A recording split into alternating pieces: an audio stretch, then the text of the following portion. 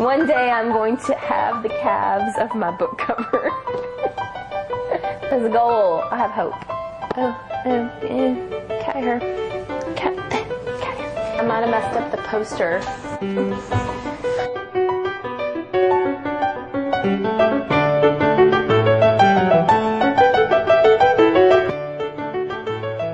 When I was going through my divorce, I was living in this condo, and he had left. And so we lived in this really big, like 3-story, it was really great, 2-income condo. 2-income, close to the line condo. And it was, we rented, and the guy had, you know, he moved out, and then the guy who owned the condo said he was selling it like 3 days later. It was a succession of bad luck. And my car got stolen. It was just a really bad time. And I was probably drinking on the patio, and the letter got hand-delivered saying, you need to leave the condo. So anyway, they sent this real estate guy to come and photograph the condo and take pictures of it. And it was really obvious, because it had been like 5 days since my husband moved out. And it was really obvious that something had just occurred in this house, because like there was no couch. And you would walk into the hall closet and like half the closet was gone. Or you walked into the bedroom and there were my clothes on one side of the closet and everything else was empty. I hadn't moved anything. Like I wasn't even sleeping in the bed upstairs because it was too depressing to go see half the closet cleared out. And so I just hadn't gone upstairs. So it was really obvious that something had transpired in this house. So finally he was like, so I just wanted to, and I was like, yes, he left me, you know, and I started crying. It was really embarrassing, as everything was for about 8 months. And so I started crying. He was like, well, you know, I went through a divorce too, and it was very hard on me. I have to tell you, I'm now married to someone, which is what everybody always says. Now I'm married, and I'm happy, and I have kids, and everything's great. Well, I was not, and so that didn't help me at all. And he said, but I read this book, and he gave me the name of the book, and he said it really helped me when I was going through my divorce. So I went and bought it that night. As soon as he left, I was in my car, driving to the bookstore, and I bought it. I brought that sucker home, and I stayed up all night reading it.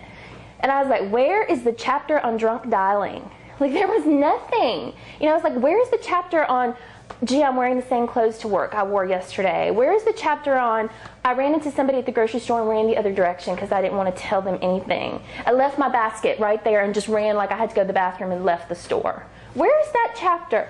And so that was kind of why I wrote this book, actually, well, because somebody asked me to write a book, first of all. And then when I was actually writing it, I thought, I wish that I had had a book when I was going through my divorce that said, all right, Lori, there are going to be times when the pizza guy is going to deliver something to your door and say, is this the so-and-so address? And you're going to cry to the pizza man.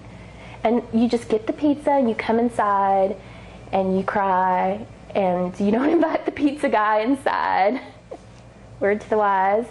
And good tip there, by the way.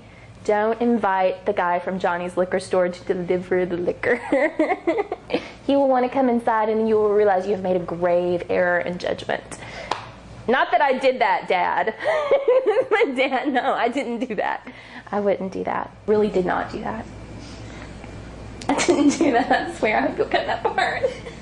If you've ever been dumped at all, it just feels like crap. And just to write real honestly about, you know, some of the things you struggle with, such as going crazy, you know, I think it's kind of refreshing. I would have wanted to read that. It's all real. Well, I mean, I changed some names, obviously. That was the right thing to do.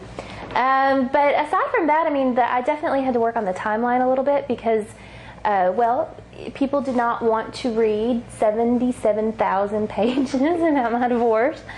So I had to really compress the timeline.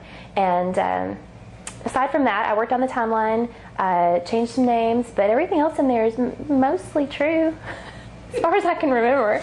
You know, it's really kind of sad because that guy who wrote A Million Little Pieces, he's really changed the climate of telling stories about yourself, because now you're afraid to embellish even the tiniest little bit, because you're like, well, you know, Oprah's going to call me out on that. But I did change names. I did. I'm sure I heightened the dramatic appeal. No, actually I didn't. Really, most of those things unfortunately happened kind of as, yeah, especially the hair removal stuff. Very unfortunate. I do think when you're in a spotlight, you need to stand next to something important, and right now I'm next to a cat.